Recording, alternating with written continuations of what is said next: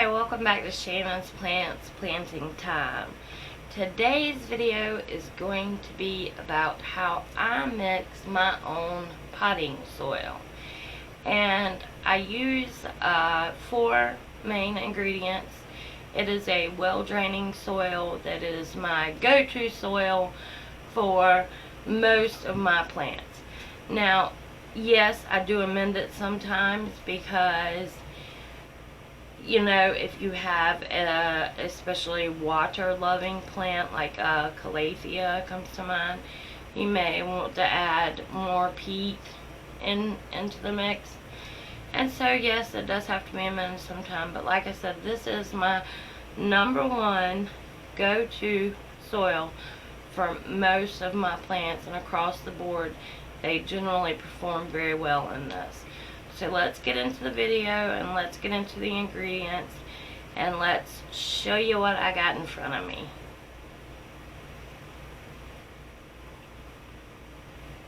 I love it when my camera does this. It doesn't want to respond. I guess it wants me to keep on talking. I don't know, but I don't have anything else to say, so let's get into it. Okay, enough. Maybe the batteries are dead in my remote. Okay, we're gonna have to do that over. First of all, I want to do a close-up shot of the 4 main ingredients that I use in my go-to dirt. This first is potting soil that I buy at the store. It is black gold. Natural, organic, kind of an all-purpose potting soil. It does have some perlite in it, as you can see. The second go-to ingredient that I use is charcoal. I've just found that it helps with drainage and absorbing, bad stuff like charcoal. I don't know if you know this, but I was a nurse and we used it in the hospital for a bunch of things to absorb bad things out of people, so figure if it works in people, it works in plants. Plus, I have this special orchid potting mix, and it has pumice, fir bark, and a little bit of charcoal in it. And then, of course, I have perlite. I would prefer to use pumice because pumice does not rise to the top after watering for a long time, but around here I don't really have a choice unless I want to order bags and bags of pumice, which is pretty heavy. So I just sometimes deal with the perlite.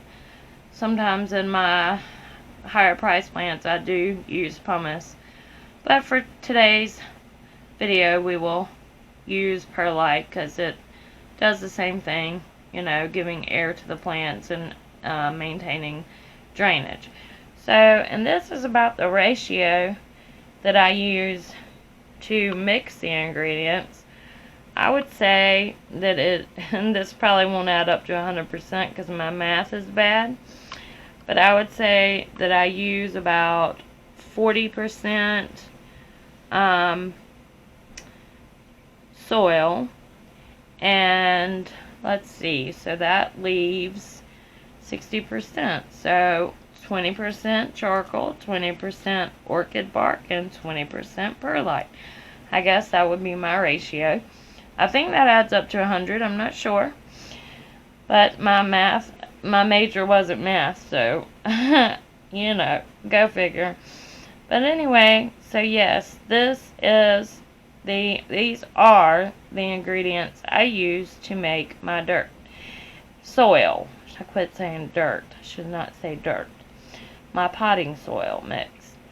And what I do is I put it in a tub like this one, and it has a lid to it, and what I do is pre-mix it in here and just mix it all together and then put the lid on and put it on my shelf, and then I have it ready for whenever I need it. So, I'll go ahead and mix this up off camera and put it in my bin, and then we will go through the products one by one. I will show you the bags and link them in the description below. So there it is, all mixed up. This is what it looks like. As I said, it's pretty well draining, and it works great for aeroids. And like I said, you know, most of my plants, Scindapsus, Monstera, I even put my Hoya in this, and I don't have any problems. But like I said, if I do have more water retentive plants, I do add a peat base mixture to it with the soil, because that peat helps hold in the water more than this does. This is just a very well draining airy mix to get those roots good and healthy on most plants. So like I said, I just store this in a bin, and I have it available for when I need it. And just make sure you seal it so that no fungus gnats or anything can get in it, because believe me, those little fungus gnats, sometimes I just wonder, do they just materialize out of thin air? I mean, I've heard that, like, your dogs carry them in on their feet, and I don't know. But anyway, yes, that is how I mix my soil, and that is how I store it. So now we will go through the exact products that I use. Okay, and now for the exact products that I use. The dirt, soil, there I go again with the dirt. Let me take that word out of my mouth. Black Gold Natural and Organic Potting Mix Plus Fertilizer. It is a 0.09, 0.03, 0.03 NPK ratio, and like I said, it is made by Black Gold, and I have just found this to be superior to some other potting soil that I've tried. The Black Gold seems to, I don't know, just work better. So, and the perlite I use is by Miracle Grow Perlite. It says improves drainage and aeration in potting mixes, helps prevent soil compaction, and is enriched with Miracle Grow plant food.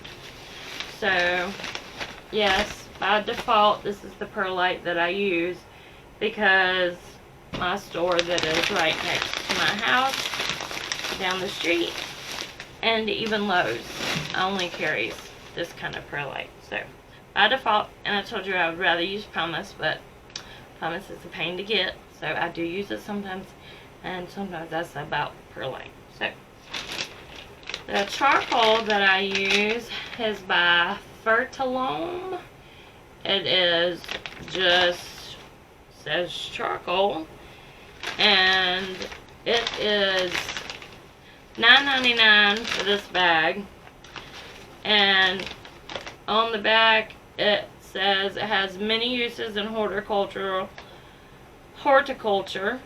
It is an excellent soil conditioner, especially for heavy soils. It improves the soil's aeration, drainage, and texture. It also has the ability to absorb odors that may appear in your pots.